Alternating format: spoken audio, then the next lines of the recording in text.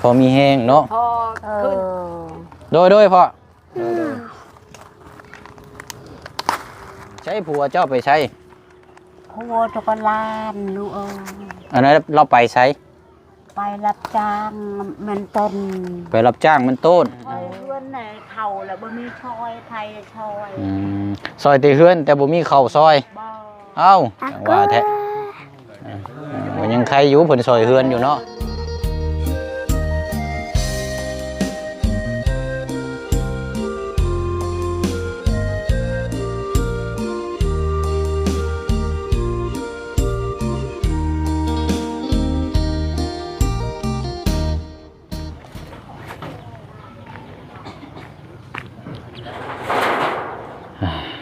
พี่น้องเนาะถือว่า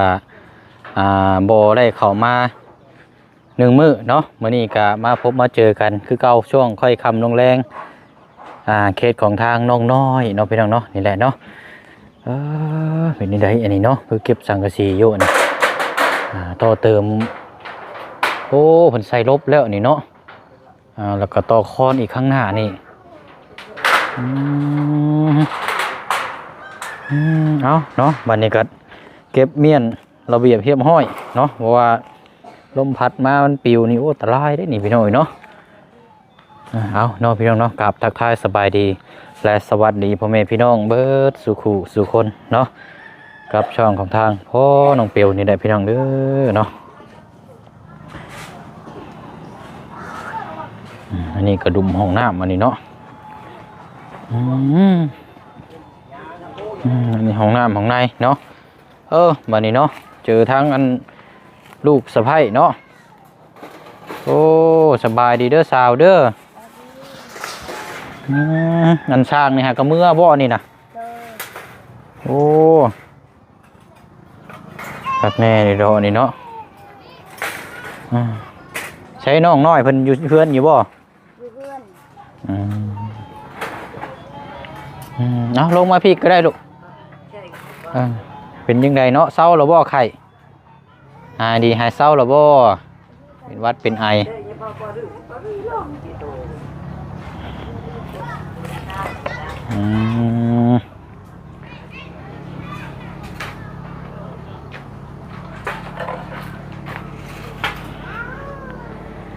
คือมาห่อนมาเอาแท้นี่เนาะ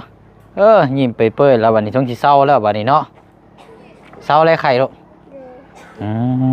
ใช้เบิ่งไม้ก่อนหนิบไม้ก่อนเอาอะไรยังมึงเลยมันได้กินข้าวยังเมื่อยอยู่เนาะเพราะว่าไข่นี่มันโอ้เผื่อสิเบิดพิษนี่ก็พอแล้วอยู่ได้นานเศร้าต้องมือ2 มื้อพุ่นแหละอาบน้ำเนี่ยบ่นี่อาบเรียบร้อยแล้วโอ้ใส่สูทงามแท้มื้อนี้เนาะให้อันเปียผมให้ฮะเอื้อยเจ้าบ่ใช้เอื้อยเจ้าไปใช้มาย่ำไหนคือบ่เห็นจักเทื่อ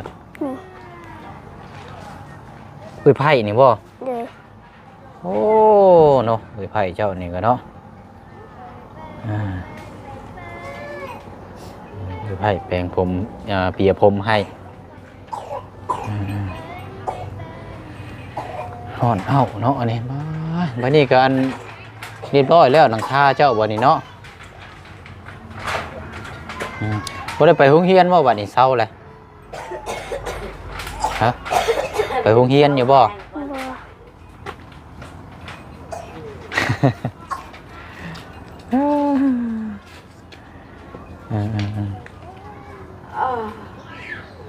เคลียร์ไม้เคลียร์สังกะสีไว้หาแนวไม้มาติ่งไว้เด้อ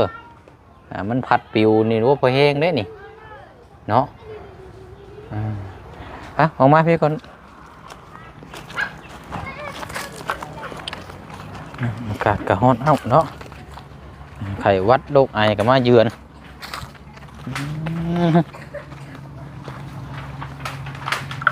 ก่อนพี่น้องเนาะประตูลงมาพี่ได้บ่ลงมาเปิดหูเปิดตาพี่เป็นยังพี่ย่างลงมาลิ่นลุ่มพี่เนาะเฮ็ดระบ่บันไดไหมลูกบันไดขึ้นเพื่อนไหมเฮ็ดระบ่ใช้บันไดไหมใช้เบิ่งอยู่ฮะอันนี้บ่โอ้ แล้วนี่เนาะเปลี่ยนใหม่เลยดูเนาะเอาตัวนั้นออกมาเดี๋ยวให้พ่อเจ้าก็ลงมานี่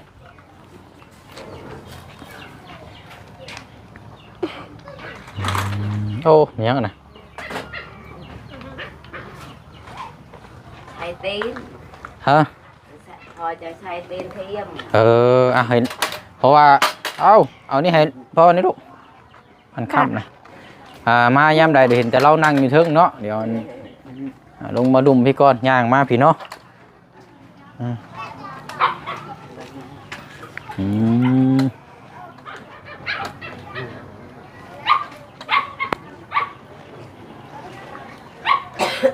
เอาเวลาไปอาบน้ำนี่อาบอยู่ใช้เฉพาะตุอาบน้ำแล้ว อาบอยู่ใช้นะ นี่อาบอยู่ชานนี่ อาบอยู่ซ่านนี่บ่ แล้วเอ้ย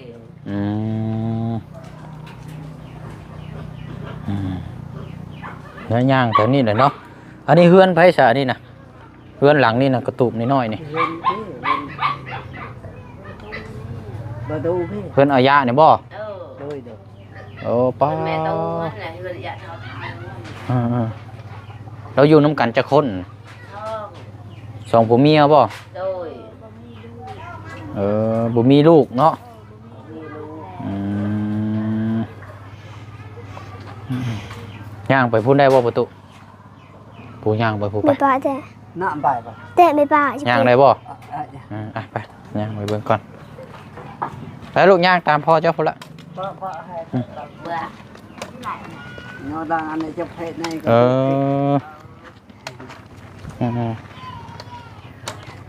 เปิดหูเปิดตาเนาะโอ้นี่กันนี่แหละเนาะ คนตู้ แม่ ตู้นี่ลูก จอยเนาะเถ่าเลยพี่น้องโอ้ยเนาะเอาสบายดีอาญาเด้อบันส่วนใช่หลังนี้บ่เฮือนเจ้ากะ นี่เฮือนแม่เฮือนครัว อันนี้หลังน้อยเฮือนครัวตัวนี้นั่นเฮือนนอนอยู่นี้เนาะ นอนลูก เฮ็ดตะหึงนะบ่ใส่เฮือนนี่น้อยนี่ เฮ็ดห้องแล้ว เฮ็ดเองบ่ เฮ็ดลูกชอยลูกหลานชอย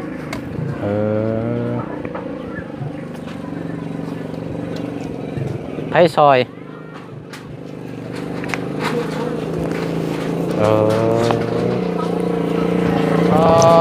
ยังเบี้ยแท้นี่ซักเสื้อผ้าบ่นี่เนาะอันนี้นั่นเฮือนอันเขาเจ้าซอยใช่บ่ชอย กระตูบเนาะให้ซอยประตู ชัดชินา ฮะ กล้วยช้ำยังน่าจะ ทัดหน้าน่ะ น่า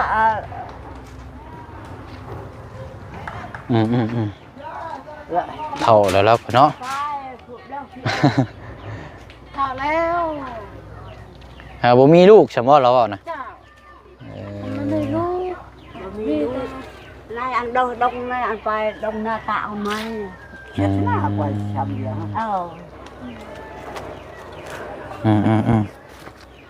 เนาะทางน้องน้อยนี่ก็เศร้าไข่แล้วถือว่าดีระดับหนึ่งแล้วเนาะเราก็ นายอันไปนะพี่โอเฮ้ยกูไปแอนไอตะยน กินแล้วว่าข้าวลูก ชอบเลยของน้อยเลย ข้าวเช้ากินแล้วบ่ เลย ยับมาพี่บ่เสียงมีแนวให้เบิ่งยับมาพี่ ก็น่าจะ นี่พี่น้องเนาะเดี๋ยวเอาคลิปให้ทางน้องน้อยเพิ่นเบิ่งก่อน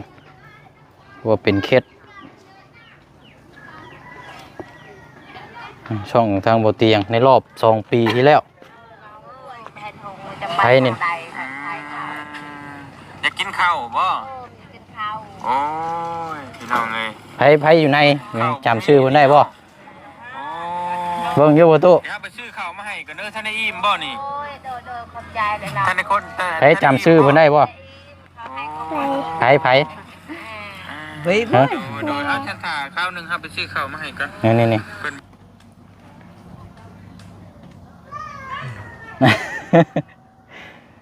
อันนี้อยู่ไสอันนี้น่ะ คนเดียวมันได้บ่ ยูเซโน ฮะ ยูเซโน อยู่เซโน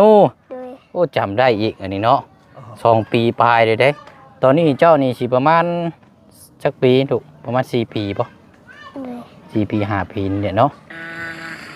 หาก็มาฮอดบางเช้านี่ นี่นี่เด้อเจ้านี่แม่นบ่ เท่าไรค่ารถค่ารางลงมา นี่เด้อพี่น้อง โอ้ยเขาเอาลายนะโอ้ยคนหนึ่ง50 คนหนึง50พัน เราก็แกะกับข้าวกับน้ำได้เราก็เนาะอืม ใช่ทำงาน อืม ผู้มีตาแหละผู้ตาบอด เรากระบอก ถือว่าเคสประมาณ2 ปีแล้วเนาะแต่ก่อนนี่จุมเจ้าลงไปซินูเนาะ โดย ไปซินูเดี๋ยวไปหาคอกันสิว่ากับพี่น้อยวันนี้ใหญ่แล้ววันนี้เนาะเป็นสาวเลย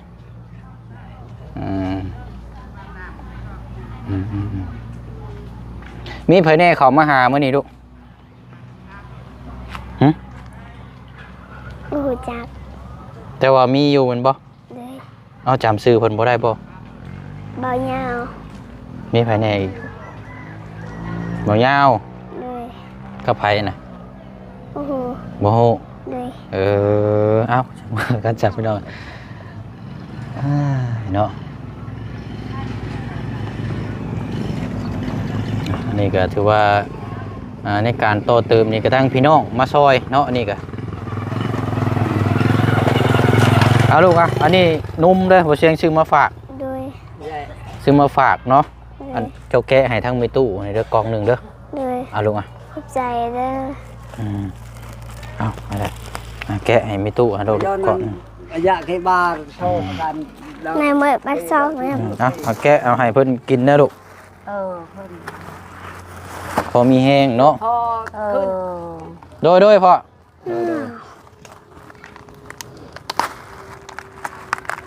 ใช้ผัวเจ้าไปใช้ หัวตกลานลูกเอ้ย อันนั้นเราไปใช้ ไปรับจ้างมันต้น ไปรับจ้างมันต้น ได้มารับแล้วบ่มีงานงานแล้ว โดย ขับใจลูกอยู่ดีไม่แห้ง เอาแบ่งกันกินเนาะเฮ็ดจังได เฮ็ดอะไรมา ม เขาอยากกินแล้วบ่มีลูกเอ้ย บ่ อยากได้บาร์โชว์ กิน ใช้ลองกินเบิ่งอยู่หามีแห้งอยู่บ่ ช่างเจือน เจาะกินเบิ่งอยู่ โต้น จึง ฮะ โต้ล่ากันที่อิน จังน้อยบ่ จังน้อยว่ากิน ต้นมาทั้ง เอาเนาะ เสียง ไปเชื่อมอันที่จังทั้ง เราเสียงเลยนะ แห้ง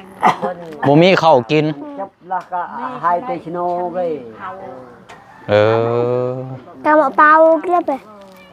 ติแล้วพี่น้องเนาะลูกหลาน ตั กั ก น สนอ บ่ ตักส มี นอตะ เนาะ เบิกเลย แล้วแต่มื้อกินมื้ออิ่มเนาะ ไม่ ชอยได้เพื่อนในเชิญ อืม ชอยได้เพื่อนในเข่าแล้วบ่มีชอยไทยชอย ซอยตีเฮือนแต่บ่มีข้าวซอย บ่ เอ้าจังว่าแท้มันยังใครอยู่เพิ่นซอยเฮือนอยู่เนาะ เกยเกยเกยเกย เกย น้ำพูดจ้ะ เกย ยากเนาะ เกย โดย อะตุย เอาละเด้อมีแต่นุ่มมาแล้วเฮาก็เนาะกินเขามีแห้งเด้อมีตู้เด้อ แล้วก็อ้าย มาเบิ่งทางนี้ก่อน ป้าไปพายมัดผมมัดเอง ย่างมาพี่ก่อนละบาดนี่เป็นนี่ได้อันนี้เนาะเอ้ยเนาะ ล้างปากแม่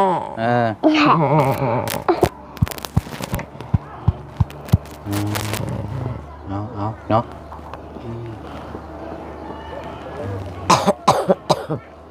แม่อันเจ็บคอ กินยาเด้ยาแก้อักเสบมาเด้ กินแล้วยา จะกินยาเท่านั้นนะก็แม่นว่า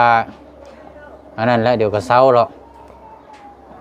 ยาตัวยาอักเสบมันเป็นมาย าแก้อักเสบมาเด้บ่แม่นยาแก้ไอได้ แล้วก็เนาะ เออ แม่ไปกินยาดีไอหั่นยาแก้ไอหั่น แก้ไอกับแก้อักเสบมาได้อันเดียวกันงั้นก็กินเบิ่งเด้อ โดยขอเจ็บหมด ai nữa đây xạo đây มืดแท้นี่คือบ่ใต้ไฟแน่ bà mà vào bà ใต้ปืนใต้ไฟเนาะ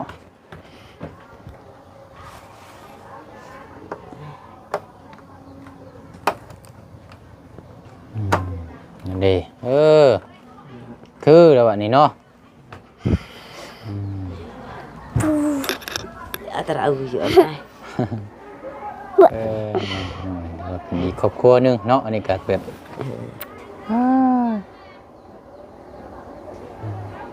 không này mua mình ta cắt học cái bữa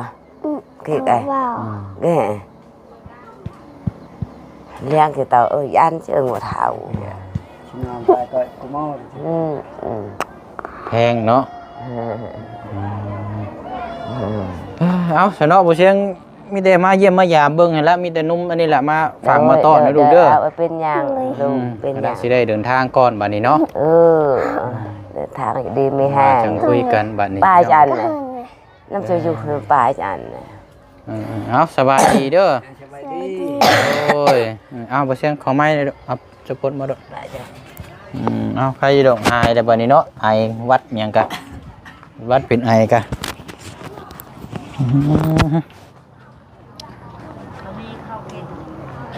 เฮ็ดนี่ได้สามีตู้บ่มีข้าวแล้วเฮาก็อยากซื้อมาอยู่พี่น้อยแต่ว่างบเนาะอันที่ว่ากับข้าวน้ำซ้ำปลานี่เอาจังว่าจังคุยกันพี่น้องเนาะบังเบิ่งมามื้อหน้ามื้อในก่อนผู้เฒ่าผู้โอ้พี่น้องเนาะบ่ติเด้สิหาอยู่หากินหยังเนาะขนาดหมู่วัยรุ่นหนุ่มซุ่มแซวก็หาเวียกหางานบางคนก็ยังอันนี้เนาะจังได๋ก็นี่แหละสู้ๆเนาะพี่น้องเนาะมาเยี่ยมมายามเบิ่งก็มันก็ประมาณนี้แหละพี่น้องเนาะเพราะว่าบ่มีหยังบ่มีหยังการเคลื่อนไหวเนาะเพราะว่าเฮามาอัปเดตเยี่ยมยามเบิ่งนํกันมานี่เนาะสิได้เดินทาง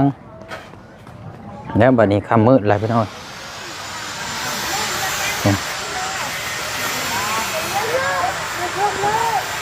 พระเจ้าก็เตะตะก้อเนาะอยู่บ้านสกีพีนเตะตะกงตะก้อเนาะบ่ยาวมานำพี่น้องเนาะเป็นนี่ได้เฮาเปิดรถแล้วกุญแจแล้วเปิดรถแล้วฮะนี่คือฮ้อนบ่ขันเมื่อยได้ค่ะเมื่อยเลยนะเมื่อยบ่เมื่อยนี่บ่ไหวบ่หากินเพ้อป่ะบ่เชื่อบ่คือหิวข้าวแท้นี่บ่เราลงบ่ได้ก่อนเช้าเพราะนั่งตั้งแต่กินพร้อมกันพอแล้วข้าวเช้าไม่ได้เฮาวนออกไปกินข้าวเนาะเพ้อก่อนค่อยเนาะไปเนาะเดี๋ยวไปกินข้าวพี่น้องเนาะมาเยี่ยมมายาม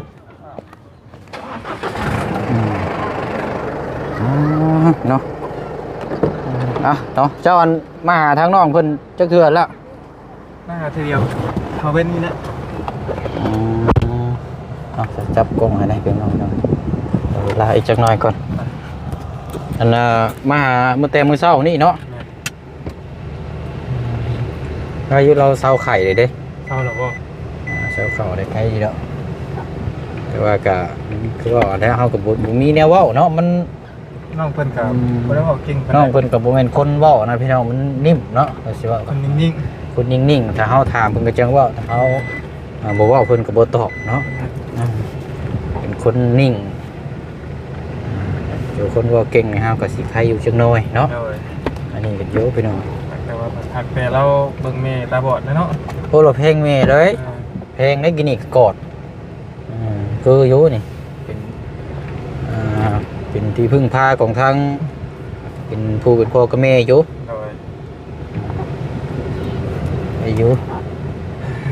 ฮอดพี่น้อง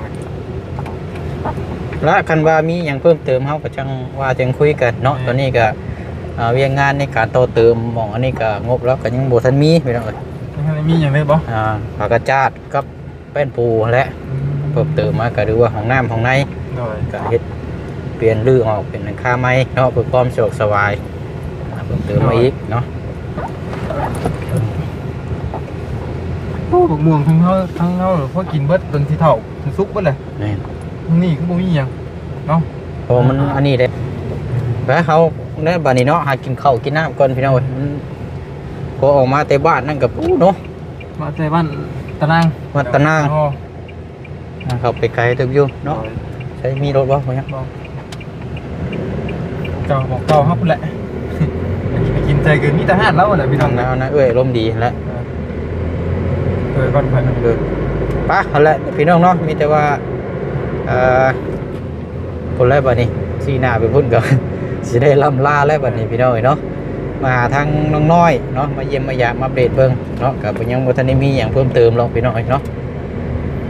ปะเนาะคลิปนี้ขอตัวลาพี่ละน้องอีกคือเก่าคือเดิมเลยพี่น้องเด้อเนาะกินข้าวกินน้ำก่อนข้าวเที่ยงพี่น้องเอ้ยข้าวเที่ยงก็กลายเป็นข้าวแรงอากาศมันก็ร้อนเอาแน่เนาะดูแลสุขภาพให้ด้วยพี่น้องเด้อเนาะปะพบพ่อกันในคลิปหน้าคลิปนี้บ๊ายบายเด้อพี่น้องเด้อสบายดี บ